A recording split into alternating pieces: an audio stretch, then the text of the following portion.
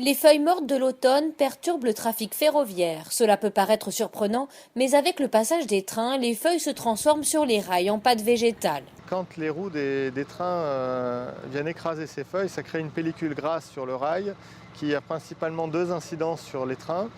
D'abord un phénomène de patinage et puis dans les phases de freinage, un phénomène d'enrayage qui a tendance à bloquer les roues qui glissent sur le rail.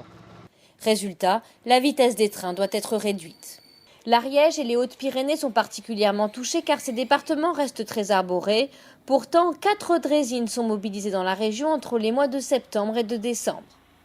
Concrètement, on va rouler sur la voie et aux zones définies où il y a des risques de patinage ou d'enrayage, on va descendre des brosses sur le rail. Ces brosses ont une pression de 25 kg et vont gratter le rail. Et derrière, on a un Karcher qui va laver la voie. Alors nous, on s'appuie sur l'alerte qui est donnée par les conducteurs de train.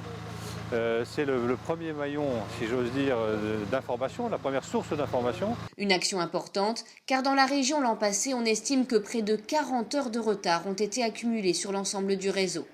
Conscient de cela, RFF et la SNCF ont multiplié les actions de prévention.